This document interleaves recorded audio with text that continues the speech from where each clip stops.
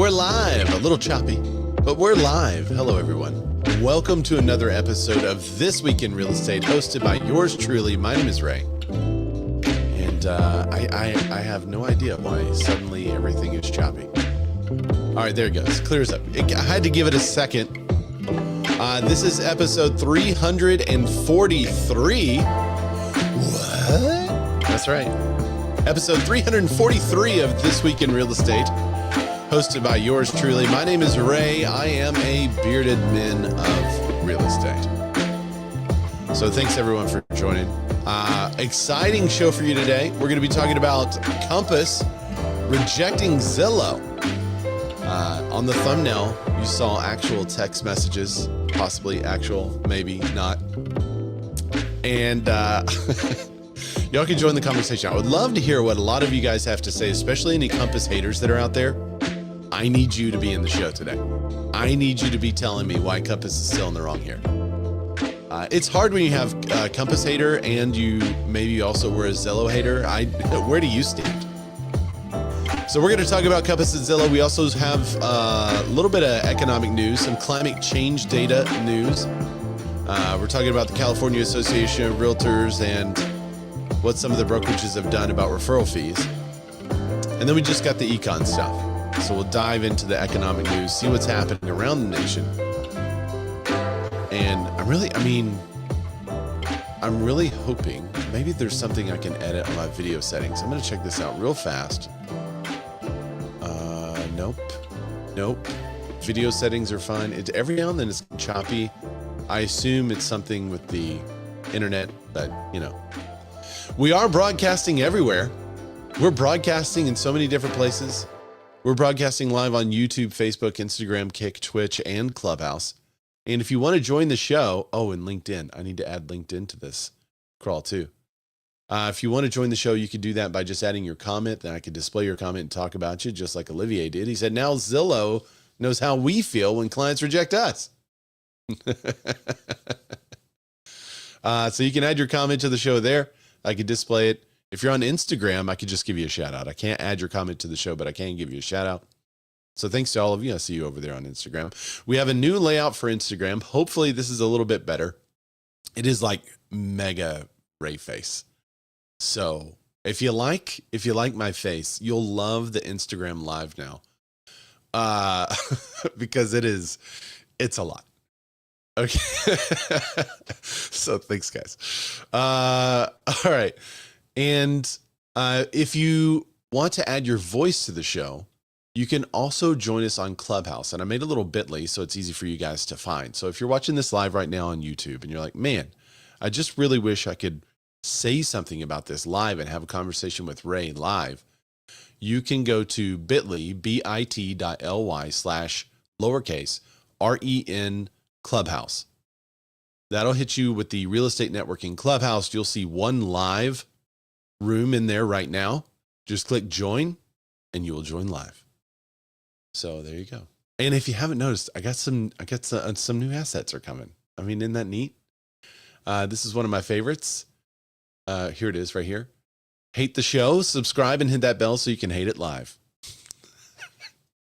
So if you've downloaded this podcast, you're like, this podcast is terrible.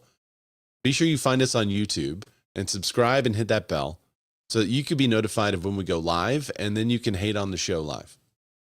Because there's nothing more fun than that for me. Okay. Well, without further ado, let's get into the show. The first thing we're going to cover is this spat. I'm going to call it a spat, but I think it's actually a huge deal between Robert Reffkin and Zillow. If you don't know, I think these guys are going to court. I don't think they've settled yet. Let me look. Nope. I don't see any kind of settlement news or anything like that. So they're going to court right now because Zillow said, hey guys, if you do this private marketing scheme, then what we're going to do is any properties that you have privately marketed off the MLS, we are not going to allow on Zillow's website. So now Zillow claims that the reason why they're doing this is because they want everyone to have access to all the properties. So it makes sense for them to then take properties off their website so people don't have access to certain properties, right? No, yeah, that's the way I felt too. Zillow's not letting that listing on ever. Yeah, Zillow's not letting that listing on ever. You're correct. Unless they have a new listing agreement with a new agent at a different brokerage. So even if you change agents within the same brokerage, that listing will never go on Zillow. That's wild. Shady. Wild. Okay. Let me display. All right, I've got the right view up here. Boom. All right, here it is. Robert Reffkin posted this on Facebook. I really thought it deserved more than just a Facebook post. Let me zoom into it. All right, his post on November 26th says, Zillow offered Compass an annual 1.3 to 1.6 billion revenue uplift, plus an offer to double end all Compass pre-marketed listings through Zillow, where Zillow would send every buyer lead to a Compass buyer agent that wasn't the Compass listing agent to ensure Compass was always on both sides of the transaction. Compass said no. No payout is worth compromising what we stand for, and we won't accept deals that force home sellers to market their home on someone else's terms. This is about choice versus control. And at Compass, we believe agents and their sellers deserve the freedom to decide how to market their home. Mic drop. That is huge. And for a lot of people that are saying, oh, Compass is just keeping properties off the market to be greedy to double end the deal, they could have double ended the deal right here with Zillow. So why didn't they do that if they're supposedly so greedy? So he posted several images. Oh, I need to back that thing up. Back that thing up. All right, there you go. He posted several images that kind of also tell part of the story here. So I'll read these images. These are for the audio listeners. It's just like a black background with white text. It says Compass rejects 2 Zillow deals, an annual 1.3 billion to 1.6 billion revenue uplift, quote unquote, and an offer to double end, quote unquote, and pre-marketed listings through Zillow. For everyone who claimed the 3-phase marketing strategy is about Compass's greed or double ending deals, I believe Compass agents deserve an apology. Zillow recently revealed that it tried to buy off Compass with an annual 1.3 billion or 1.3 to 1.6 billion revenue uplift and double ending deal in exchange for Compass eliminating agent and seller choice to pre-market off Zillow. So the reason why Zillow was offering this to Compass is just because they didn't want Compass to keep their listings off of Zillow. They were offering him $1.6 billion a year to not put their properties on their own private network. That's huge. Specifically, Zillow offered to send every lead to Compass buyer agent that wasn't the Compass listing agent so that Compass would be on both sides of every deal. Compass quickly and clearly said no to that offer because this was not about money. This is about right versus wrong. This is about seller choice versus platform control. Compass agents are our clients, and we are created Compass. Compass agents are our clients, and we created Compass private exclusives and Compass coming soons to give them more ways to serve their clients. Homeowners want more choices, not fewer. So there you go. I think this is huge. And I'm wondering, it said Zillow revealed this. Why did Zillow reveal this? This was definitely not a good look. So why did Zillow put this out there showing that they offered Compass such a sweetheart deal? Now, Zillow is also in the news recently because I think we talked about this 2 weeks ago. maybe it was a week ago. No, last week was, by the way, the behind the scenes show. But I think we talked about this a couple of weeks ago, where we were talking about how Zillow Zillow is basically saying, hey, flex agents will give you the best leads if you are sure to tell people about our marketing service or about our mortgage services and send people there, and we're going to keep score so that we could track how well you do at that. So I think this is different from that, because it's not a quid pro quo of, hey, Compass, we're going to offer you $1.6 billion to list your properties on our website and also offer mortgage services to your clients. That's not what they're doing here. This is totally separate, totally different from that scenario. They're just saying, we're going to offer you $1.6 billion to not put your property on your own network and put it on ours instead. But it just goes to show you that Zillow needs Compass more than Compass needs Zillow. And that's why Compass is in this really, really strong position. One more thing to see if I can display it here. No, I guess that's it. I thought there was one more image on this from Robert, but that was it. All right. So is this a big deal or no? I haven't heard anyone talk about this. I haven't seen anyone post about this. And are they not talking about it because it kind of flies in the face of what everyone presumed Compass's motivation was behind everything they said they were going to do? Or are they not talking about it because it's really not a big deal? I feel like this is a big deal. And it also shows a big loss on Zillow, that they couldn't get this done. They couldn't get this deal done.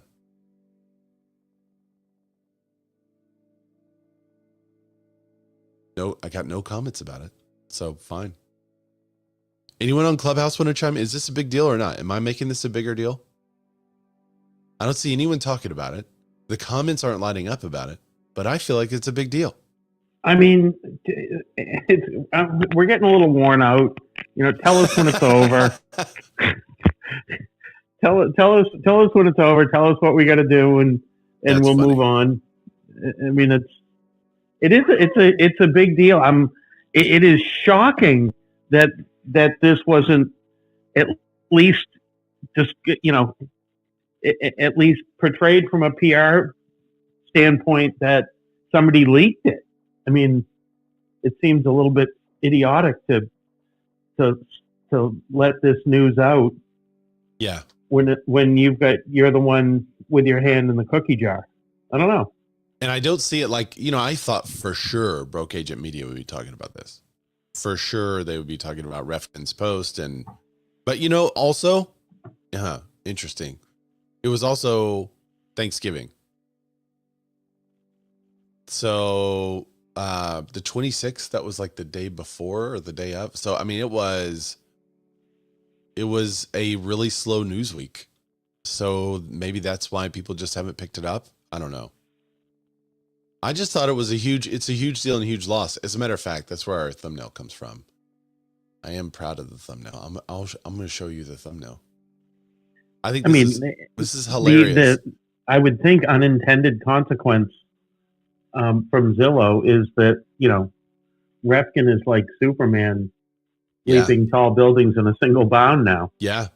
And he has the biggest company. Now, maybe that was what did it, But as you can see on the thumbnail, we have the leaked text between Waxman and Compass's CEO, Refkin. And you see the name that Refkin gave Jeremy. I mean, I don't know how we got this leaked text message, but his name is Jeremy Zillow.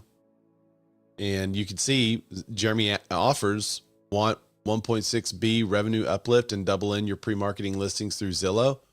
And Refkin says, nah, we're good. And then he realizes it's a green text and he says, ooh, droid. And Waxman says, well, we're a tech company, so. And Refkin says, LOL, okay. So I don't know how we got those text messages, but there you go. It's so stupid. It's stupid, but it's funny. It's funny to me. Okay. let's go on. We'll move on. It's another Zillow thing. And I think we saw this coming a long way away.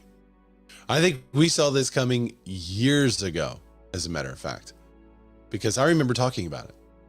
And I remember talking about how I don't think this would last, because if they can't get estimations of your home value right, how are they ever going to get estimations of climate data?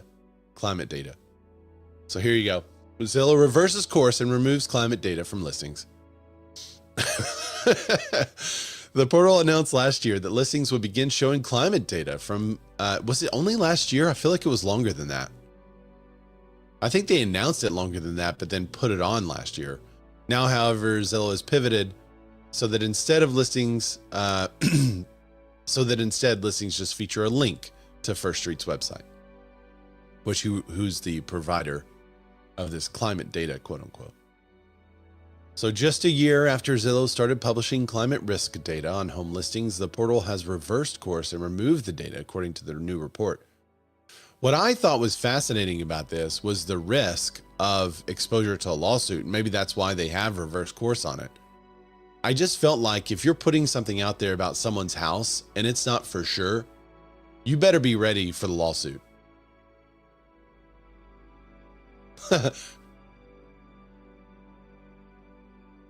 Christopher G. Oh, Christopher G.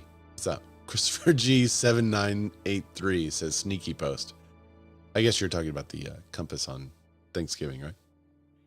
I like the phonetically sounding out of Christopher's name. It took me a minute to figure out it was Christopher. I don't know why. Reading from teleprompter. Christopher. Maybe it's Christopher, like as in Ferguson. I don't know. Anyway. Okay. So back to the climate data.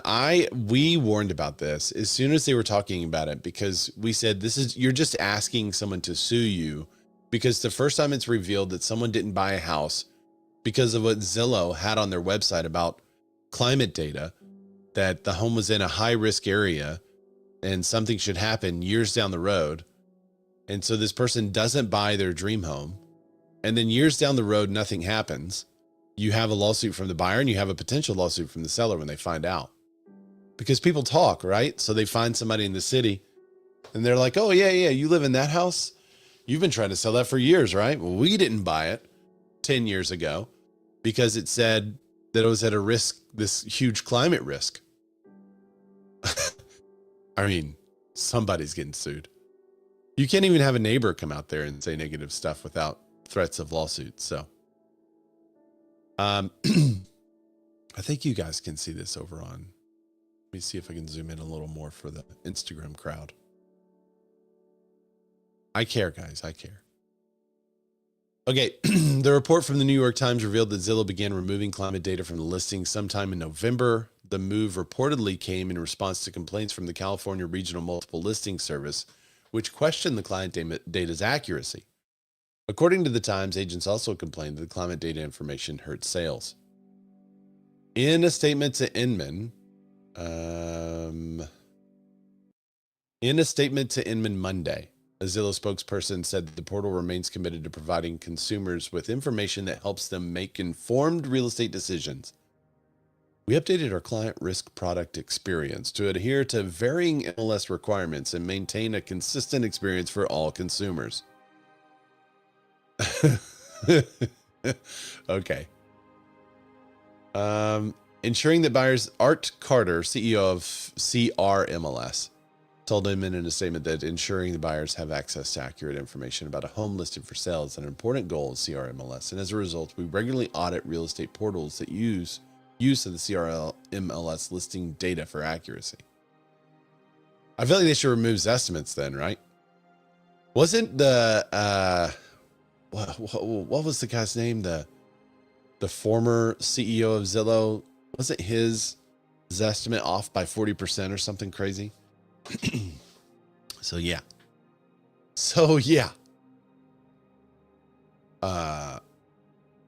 Okay, I see when I camera switch is when it starts to get choppy, and then it kind of fixes itself. I don't know why.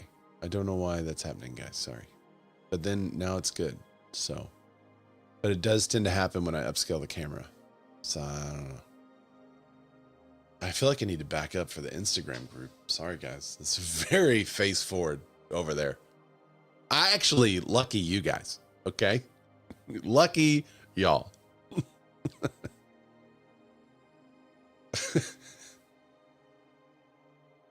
What's up, Cindy? Cindy says Schwartz. It wasn't Greg Schwartz. He was like the COO or biz dev guy. It was hang on. CEO of Zillow. I should put former. What's the guy's name? It wasn't Raskoff. Rich Barton. That's who I'm thinking of. Rich Barton. Okay. Let's take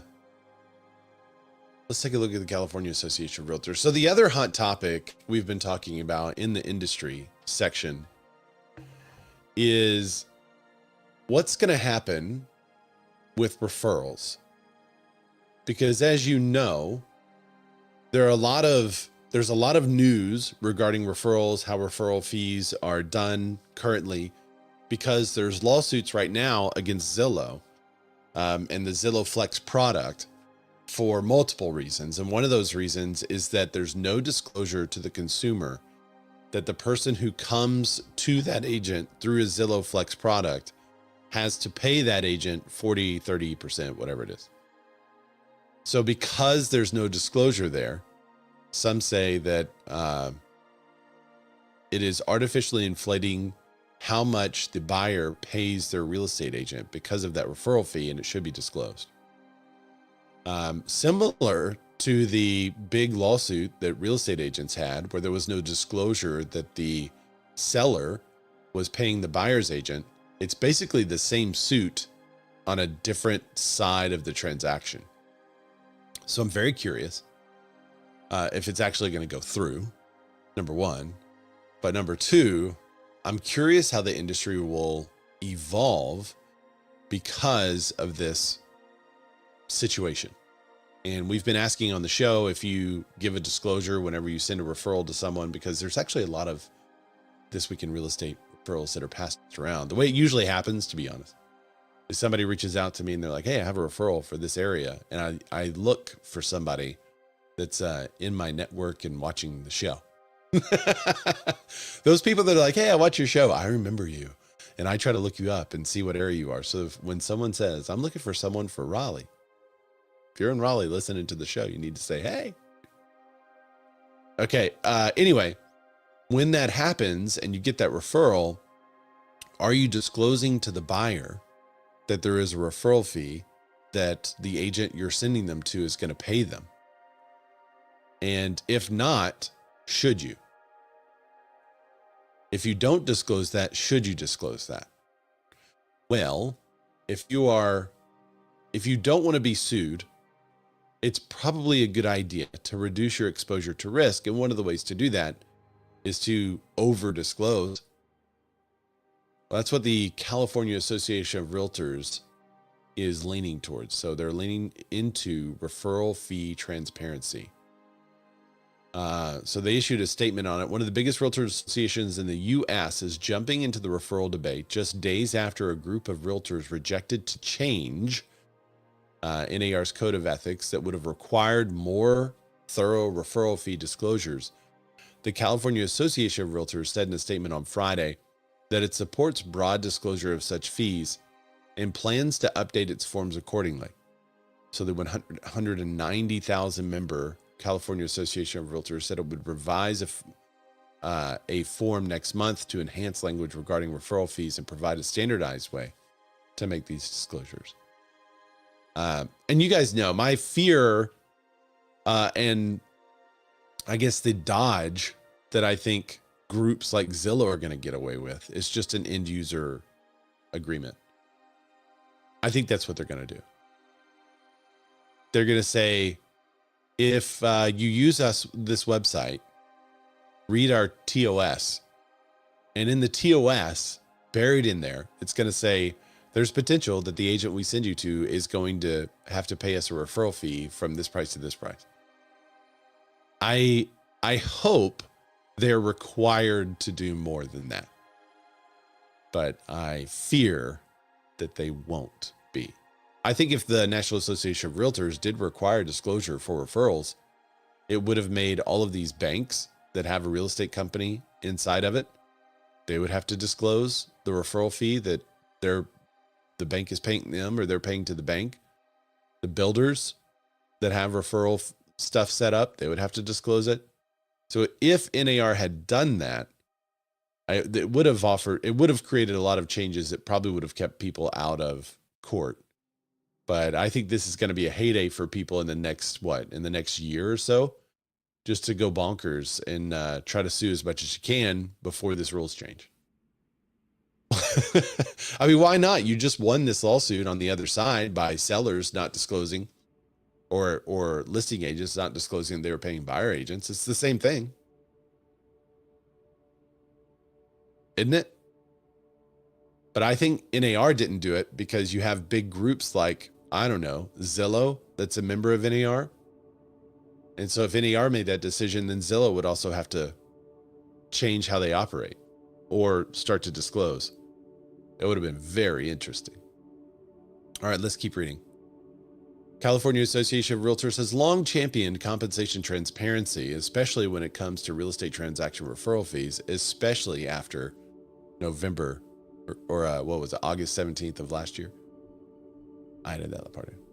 CAR President Tamara Saminsky said in a statement, CAR has always led the way in demonstrating public trust by supporting full disclosure of referral fee arrangements and advising its members accordingly.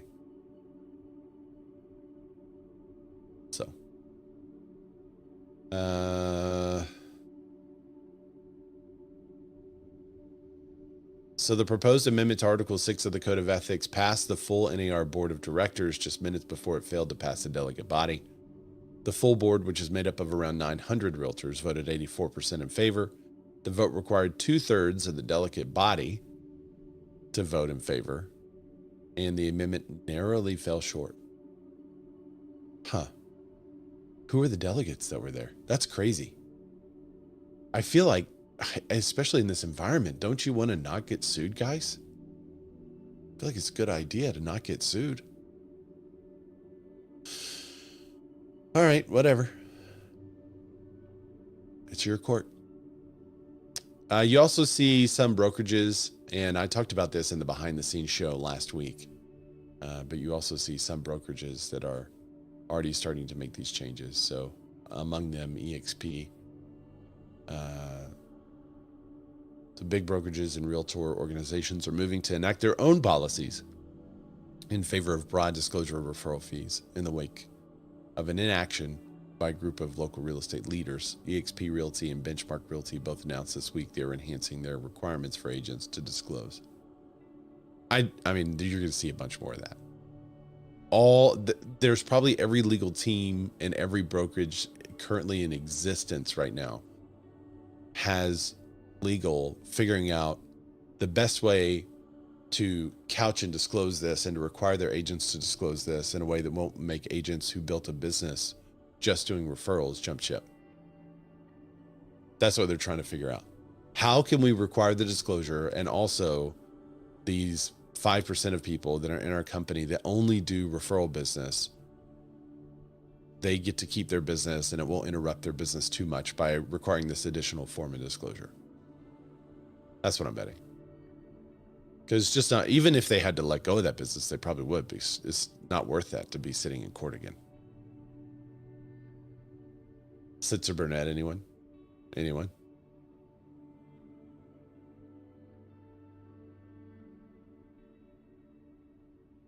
Okay. That's all I got on the industry tea. Let's move to the economy.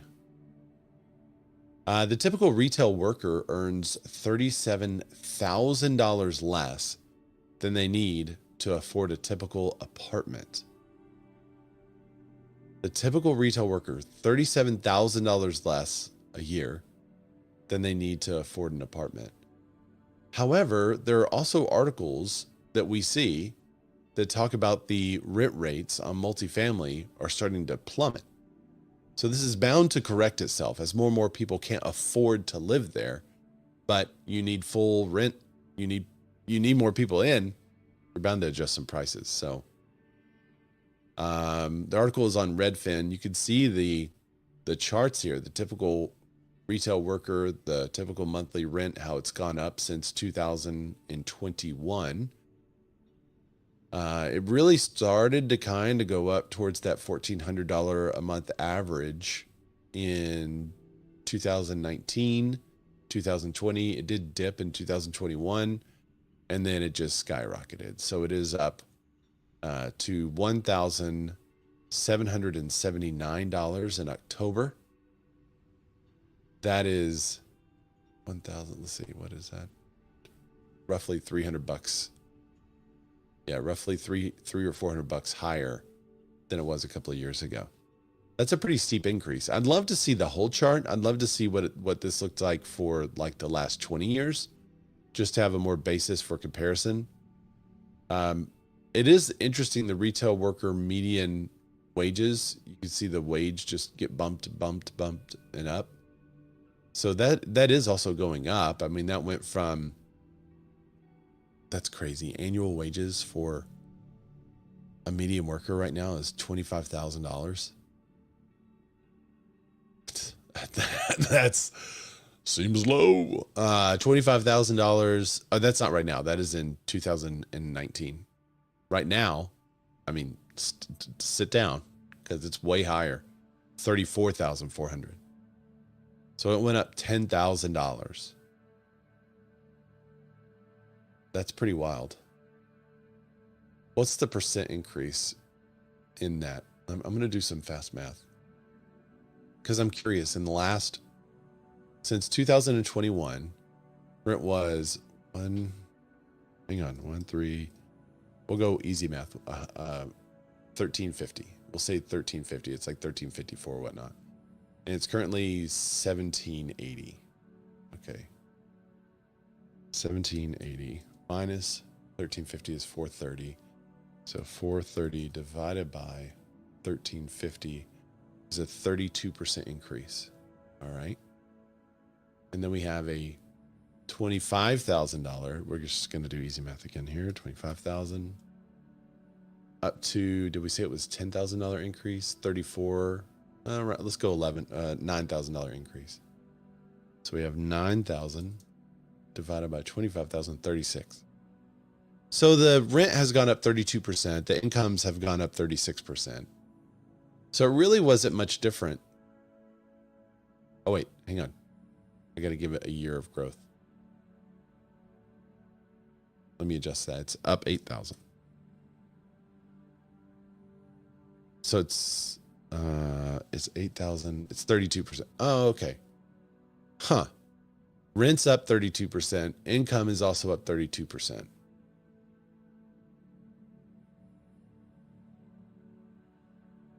Is this a Nothing Burger article? I mean, we just did the math. It sounds like it's gone up in proportion to the median annual wages.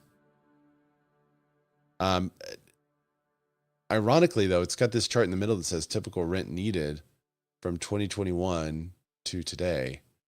And that seems to have gone up a higher, let's test that, a higher percentage. So it's 54,000 to 71,000. So we have 71 minus 54. So $17,000 increase. So 17,000 divided by 54,000. And that's a 31%, 31.5% increase. So roughly 32%.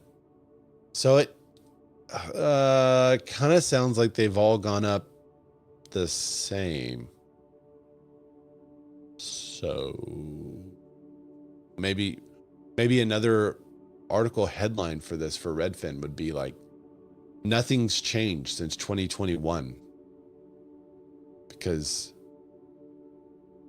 I mean, it's when you say the number, it sounds really crazy. And maybe in 2021, they still needed $50,000 and now they need $70,000. But that's still the same. That's a 31% increase, which is the same. It's all the same. What are we doing? Am I looking at this incorrectly? I think I'm looking at it correctly. Cindy said, but the price of everything else went up. Yes. Now that is a different thing. The price of everything else went up. You are absolutely right. So what that means is that they have less money per month to devote to rent because everything else is higher. That is true. During the COVID administration, stuff went up 9%. Inflation was crazy. Now inflation's back down to 2%, but it's what we talk about all the time. Home price gains slow, right? We see this home price gains slow. And people are like, oh no, home prices are crashing. They're not crashing. They're just slow. They're still going up. They're just going up at a slower rate. And that's what's happening with everything. That's what inflation is. You don't want deflation. You don't want everything to crash in price, because that'd be a very different issue and situation. But yeah, I think what Cindy said is more of the story. Okay. Let's take a look at our next article. Rising home prices, economic volatility, curb would-be buyers' appetites lead up to Thanksgiving. So U.S. home prices are increasing. Mortgage rates ticked up last week after dipping to the lowest level in a year. Rising costs and widespread financial uncertainty are causing house hunters to retreat. Also the holiday, but I'm sure they did the seasonal adjustment there. But yeah, we're seeing it slow right now everywhere, I think. I'm going to pull this article forward. Let's take a look at this one. Mortgage rates finally moved lower last week, but that didn't do much for demand. After rising for several weeks, mortgage rates moved decidedly lower last week. So this article came out today, by the way, but not enough to make much of a difference in demand from current borrower or potential home buyers. The mortgage application volume fell 1.4% for the week, but most of that fall came from refi. Joel Kahn, the vice president and deputy chief economist at the Mortgage Bankers Association, said mortgage rates moved lower in line with treasury yields, which declined on data showing weaker labor market and declining consumer confidence. Applications to purchase a home rose 3% for the week and were 17% higher than the same week a year ago. I just think what a different article it would be if you led with that headline. Applications to purchase a home were 17% higher than the same week a year ago. If that was right here, this whole article would have a very different feel, wouldn't it? And that feels like more newsworthy and clickbaity, because everyone's going to see mortgage rates are lower, it didn't do much for demand. Everyone's going to see that, and they have been seeing that for week after week after week, and it's just kind of what what Jack said earlier about the whole Zillow thing. We're getting tired of it, and it becomes a non-story when you don't see the movement. But if they were to take this phrase, applications rose 3% and were 17% higher than the same week a year ago. Just that, applications to purchase a home were 17% higher than the same week a year ago. This issue right here with consumer confidence would start to go away, because people would see that people are still buying a house. It's good time because you can actually get a really good deal on a property right now. It's a great time to purchase a home. Especially since it's December. My feeling is everybody's Christmas shopping, and serious buyers are out there and serious sellers. So, yeah. I agree, Mia. All right. Yeah, it is. Somebody just texted me and said, very interesting. if you're watching the show, I can't display your text. I could talk about it, but you just comment on the show. It's fine too. Okay. Let's take a look. Buyer regret. Buyer regret has been something that we've been tracking for a while because maybe it was during the COVID era. We started to see the buyer regrets, and we started to see more talk about the buyer regret because people were purchasing homes with no contingencies. Like, hey, we won't even inspect it, and we'll pay you $100,000 more than you have it listed. We just have to get this house, and we have to get it with our 3% mortgage rate. And then shortly after that, we started seeing lots of reports that talked about buyer regret and how buyers were not too happy with the decision they made to purchase. So, wow, Instagram is way behind. You're way behind over on Instagram over there. Sorry, guys.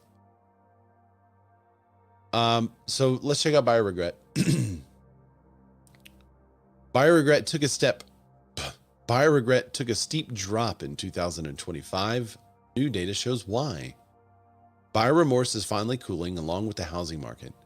That's one of the biggest takeaways from Realtor.com's new 2025 Consumer Attitudes and Usage Study, which show a sharp decline in how many recent buyers feel they overpaid or made the wrong decision.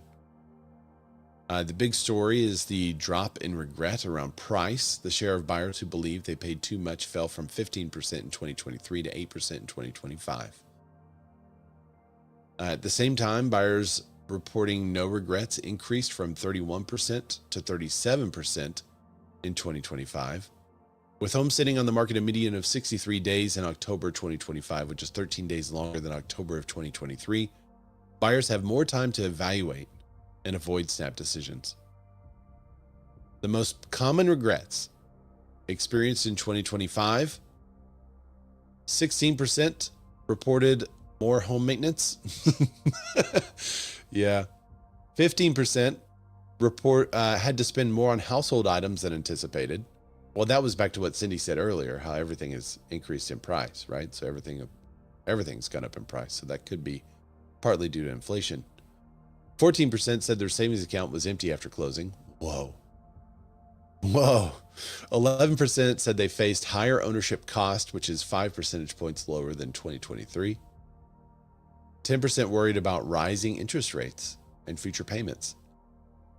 10% worried about rising interest rates, and yet they've locked in a 30-year mortgage. I bet these 10% may be those that got the ARM. 9% felt the home was not in the condition they expected. We do hear that a lot. 9% said they rushed their decision. Don't hear that as much now. I know this is supposedly right now, but we don't hear that. 9% said the house was too small. 8% said they paid too much, a 7-point improvement from 2023. 8% wish they'd completed an inspection. Wow.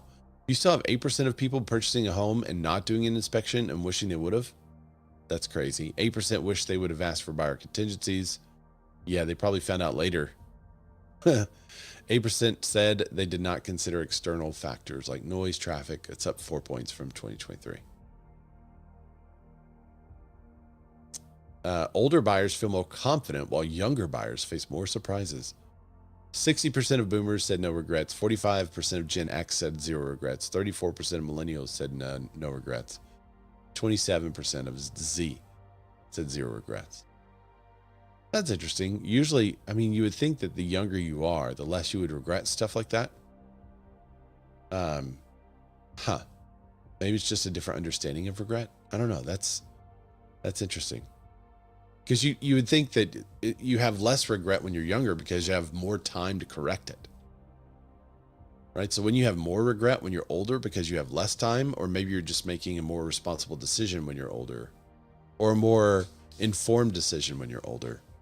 And so you're more confident in that decision. That's probably more likely.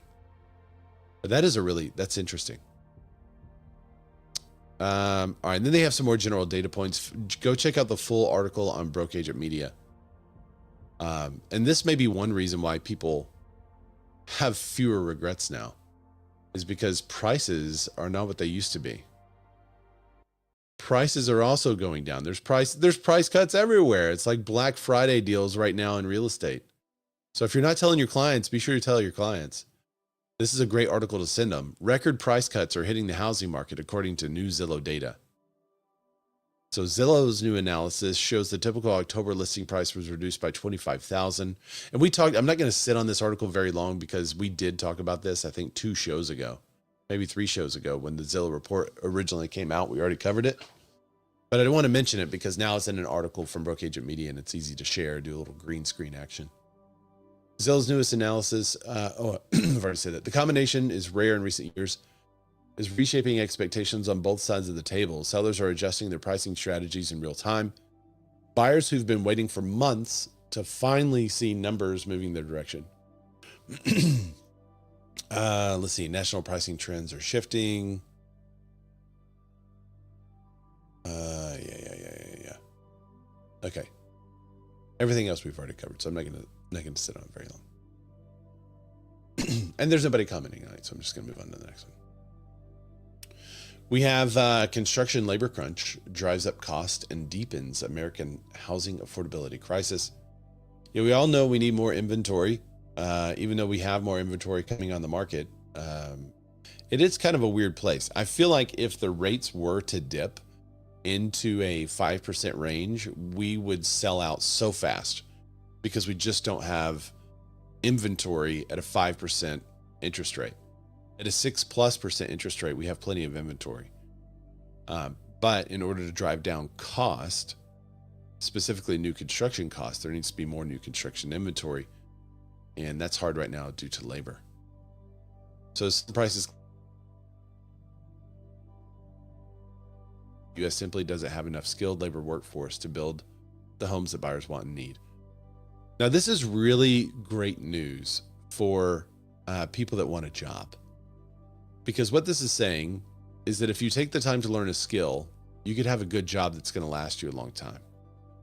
And I don't care where you stand on the issue of immigration, illegal immigration, etc.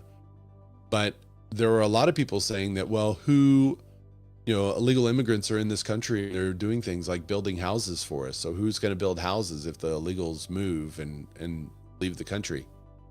Well, I mean, hopefully that would give opportunities for Americans. You can't be pro, we need to increase our incomes around the world and around the country, and also pro illegal immigration. That doesn't make sense because there's always going to be somebody that undercuts you and takes money under the table in that scenario. So you, in order to increase the amount of money that people make from a job like skilled labor, you have to have less labor force to do it so that it is in more demand. And the more demand it is, the more people will pay for it. Now, that's also going to increase some of the new construction prices. It's just what's going to happen. But then you're going to be in a position where a retail home might be cheaper than a new construction home and a much better deal because of the amount of inventory of the retail home or the resale home versus the new construction home. And that's a really good position for everyone to be in, because that means that the reseller, due to the lack of other inventory and how much those new construction homes are going to have to be in order to sell, there's a disparity there. And there should always be a disparity there. You shouldn't be able to buy a brand new home for the same price that you could buy a home that's 10 years, 20 years old. That brand new home should be a little more. So I think that's what you're going to see is happen. The new construction homes are going to have to go up in price to pay for things like, labor. I don't think that's bad. I think it's okay.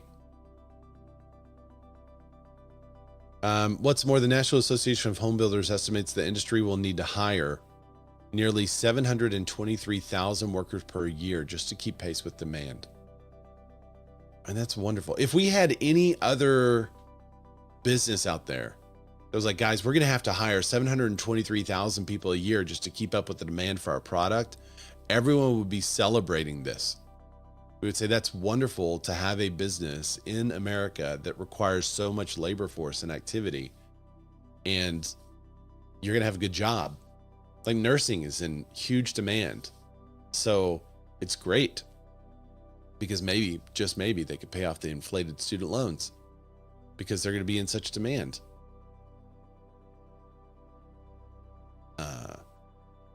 I just, you know, increases, decreases.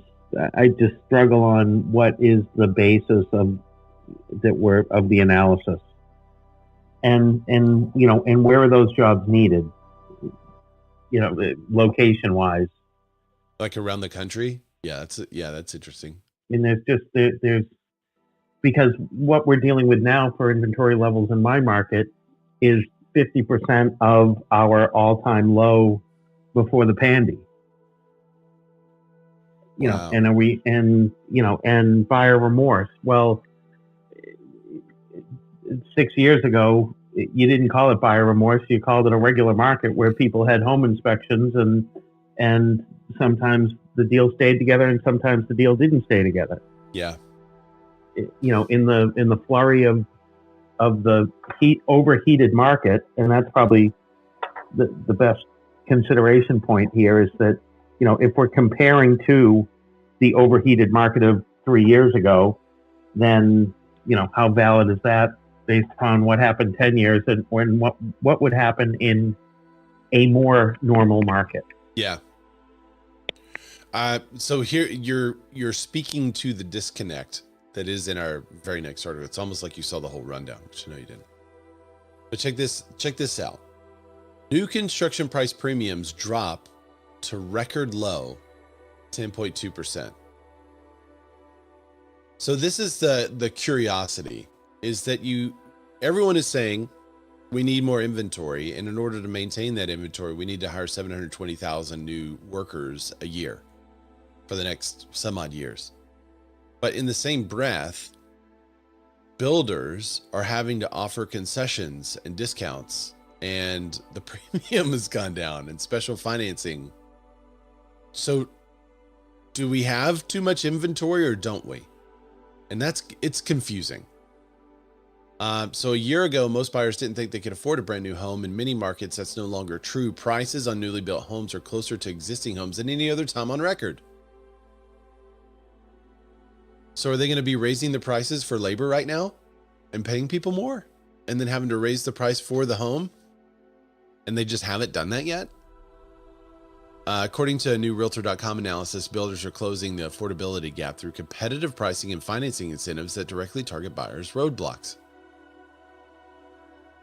Well, it's like you said, Jack, where?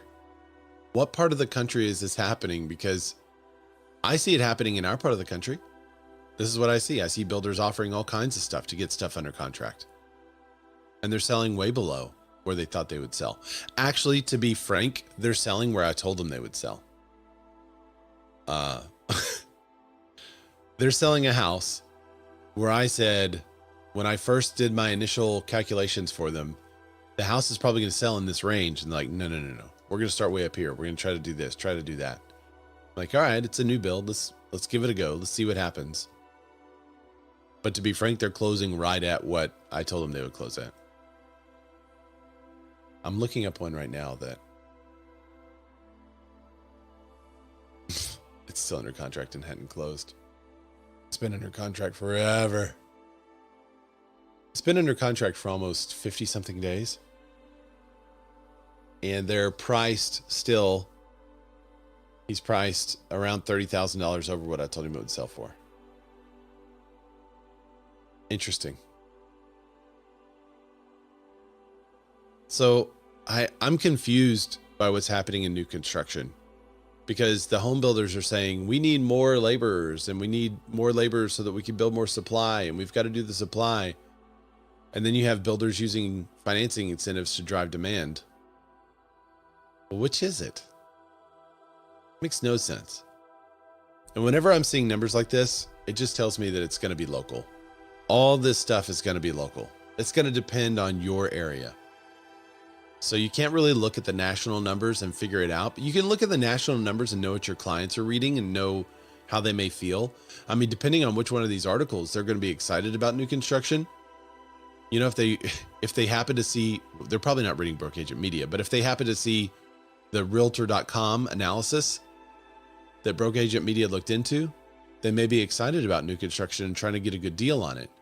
And if you're in an area that is not offering deals on new construction, you need to be aware of it. Maybe send them the Fox News article talking about how tough right now it is for home builders and how there are a bunch of corporates that are culprits that are raising the price for home builders. Right? I mean, that's the, you would just go here, battle headline with headline. But the key is for you to be the professional and know what's happening so that you can help your client out. Right? I think that's the key. Teresa, what's up, Teresa? I've heard from plumbers and electricians that they are short manpower right now, as many have retired with not a lot of the younger generation working in the field. That is so true. You do see that a lot with that type of work where there's not as many people with the skills. But that's again why Mike Rowe, who's the dirty jobs guy, Mike Rowe has been saying for years that the skilled labor is going to be the doctors and lawyers of the future, that they are the ones that are going to be making the money because they're going to be in such demand. And if you don't believe me, go try to hire an electrician to come out and look at something today. Unless you have a relationship with that electrician and that electrician knows you, they're going to say, actually, I'm a couple of weeks out. So I would love for a buyer or seller to call me today and be like, you know what? I'd love to help you, but I am a couple of weeks out. You're going to have to see houses with me in 2 or 3 weeks from now because I'm just booked. So thanks for joining over on Facebook, Teresa. Well, the other thing that's happening that's confusing in a market where, I guess it's not confusing in a market where there's a lot of buyers. It is kind of a buyer's market. But there are also a lot of deals that are falling through. Are you guys seeing that in your area? 15% of home purchases fell through in October. That's up slightly from a year earlier. The high was 16% in March of 2020. That was when COVID was announced. That was a peak just right then. Well, we have gone back down, and then it has wiggled its way up and down several times, and now back up to 15%. This is based on Redfin's analysis of MLS pending sales data. The data is seasonal, which is why we compared this October to past Octobers. So please note that homes fell out of contract during a given month didn't necessarily go under contract in the same month. So San Antonio has the highest rate of cancellations. Oh, my San Antonio friends, what's up? They have the highest rate of cancellations right now. Anaheim is at 15.6. Let's see, who's the highest? Can I sort by highest right now? The lowest is Nassau County, New York, San Francisco, San Jose, and Oakland, and Milwaukee, and Montgomery County, PA, and New York. The highest are San Antonio at 21%, Fort Lauderdale at 20%, Fort Worth at 19%, Las Vegas at 19%, Jacksonville at 19%, Tampa at 19%, Orlando 19%, Atlanta 18%. So, yeah, a lot of stuff falling out. Are we thinking those markets are softer markets? I mean, Florida woes seem to continue. And the other part of it is, you know, I mean, if you've only been in the business for 5 or 6 years, I don't know how comfortable you are in bringing a regular, more normal buyer through the marketing or through the process of the journey of hey guys, we're going to keep kissing frogs, and we're going to find out what the bigger check boxes are for you. You're not buying a new house.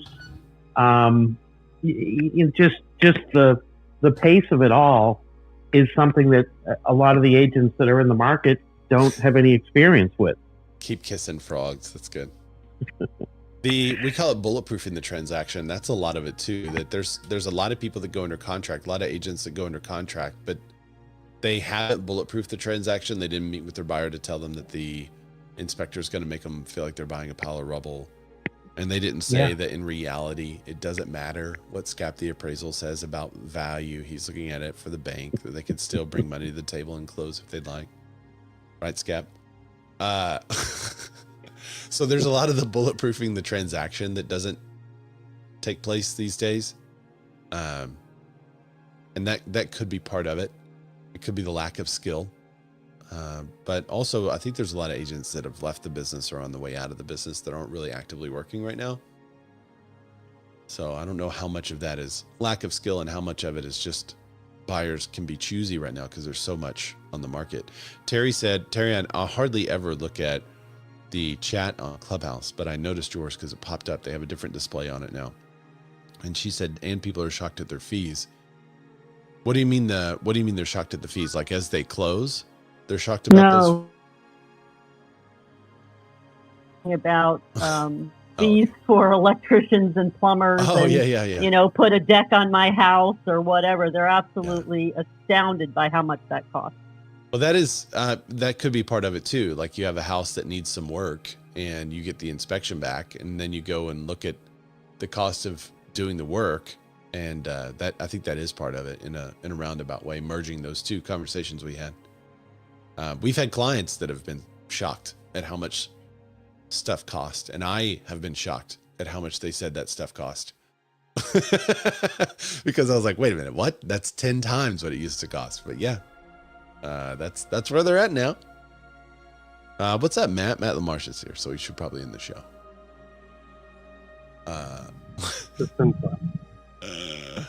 Matt said, I'm rage baiting old agents by telling them I was born when they got their license.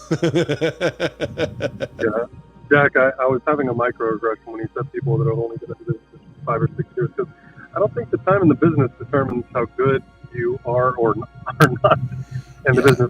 I can appreciate the sentiment as far as like what the market looks like, but to me, if you're running a good business and you've been in the business for the last 5 or 6 years, like I think you still know how to navigate this market or a changing market. But I'm willing to be judged for that. Yeah. Well, I think it was. I nothing against time in the business. It's more experience in different situations. And when there's 23 listings in my town now, but I've dealt with a market with 120 listings in my town on the market. Yeah. It's experience that you can't buy. That makes sense. No, I know. All you people in Massachusetts just think you're better than us. Yeah. Should we talk about the Patriots now? Oh boy, here we go. We talk about my Bears. Sorry about your Falcons, by the way. They're not even worth talking about. You brought it up, man. Bears going all the way. Just want to throw that out there. For sure. No, I think there is something to be said for experiencing keeping deals together. But you could also be, newer in the business and still have that experience. It's just using that experience. There's far fewer agents in the business now. I think there's actually more right now. During COVID, like in the last 3 years, there were far fewer agents that could do it. But I think when buyers are picky, they're just going to be able to cancel more deals and run over to this other house and buy it. I think that's what it is. I mean, there's more inventory to choose from. Why should they put up with the seller who says they're not going to do anything and there's no negotiation for the inspection? And these 3 other properties came on the market, and I'm interested in those. See you later. So I think that's the warning to the seller, is that anytime you disagree with the buyer in a transaction, it's an opportunity for them to go buy another house, like it or not. That's where we are. So